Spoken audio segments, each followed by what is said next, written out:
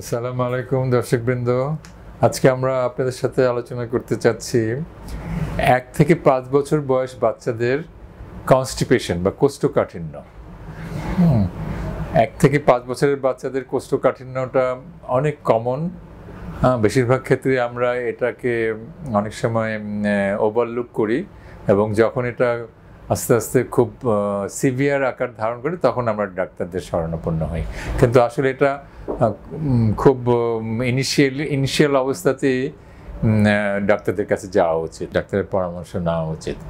তো কনস্টিপেশন 1 থেকে 5 বছরের বাচ্চাদের কনস্টিপেশনের কয়েকটা কারণ আছে। তার মধ্যে একটা হচ্ছে যদি খাদ্যাভ্যাস, খাওয়ার যে আমাদের যে বিভিন্ন জিনিস আছে, শাকসবজি, ফাইবারযুক্ত শাকসবজি, এইগুলো যদি বাচ্চা না খায়, বাচ্চারা যদি ফল না খায়, বাচ্চারা যদি পানি কম খায়, তাহলে এই খাওয়ার জন্য একটা কনস্টিপেশন হয়। তো তখন এটা বোঝার জন্য অনেক সময় বাচ্চাদের বাবা মারাই যথেষ্ট, কিন্তু তারপর অনেক সময় বাচ্চাদের বাবা মারা কাজে ব্যস্ত থাকার জন্য এবং বাচ্চাদের কখন কাজের লোক বা নানা নানি বা দাদা দাদিদের কাছে বাচ্চাদের কেয়ার গিভার হিসেবে দেওয়া হয়, তখন এই প্রবলেমটা বেশি হয়। এছাড়া আরেকটা প্রবলেমে কনস্টিপেশন হতে পারে, সেটা হচ্ছে আমরা বলি হ্যাবিচুয়াল কনস্টিপেশন। হ্যাবিচুয়াল কনস্টিপেশনটা আসলে এটা একটা হেরিডিটারি, এটা বংশগতভাবে হয়।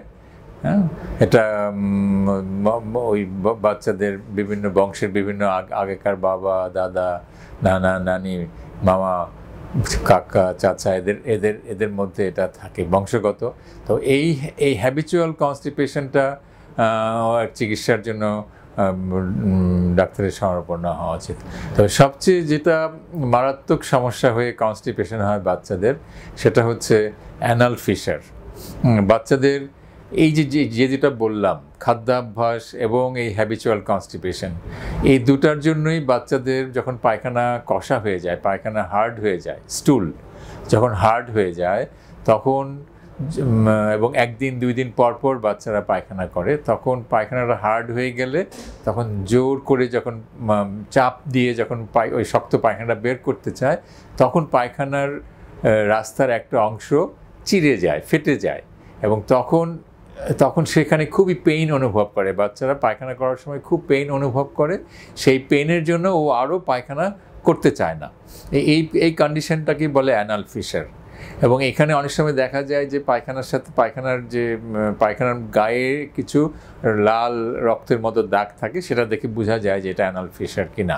তাহলে এই 3টা কারণেই এই বাচ্চাদের কনস্টিপেশন হয়। তাহলে এখানে কিন্তু চিকিৎসাটা কিন্তু প্রত্যেকটার জন্য ভিন্ন। অ্যানাল ফিশার যদি হয়ে যায় তখন খুব এক্সটেন্সিভ চিকিৎসা করতে হয় এবং তখন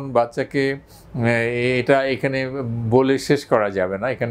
এটা বাচ্চার মা বাবাকে একসাথে কাউন্সেলিং করতে হবে যে কীভাবে বাচ্চাকে এই অ্যানাল ফিশার থেকে মুক্ত রাখা যায়।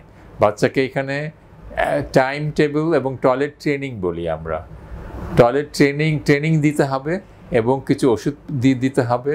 এটা ওষুধ দিয়ে এবং ওষুধের মাধ্যমে পায়খানা নরম করতে হবে, খাদ্যাভ্যাস ঠিক করতে হবে, পানি খেতে হবে বেশি করে, এইসবের মাধ্যমে এটার চিকিৎসা করতে হবে। ধন্যবাদ।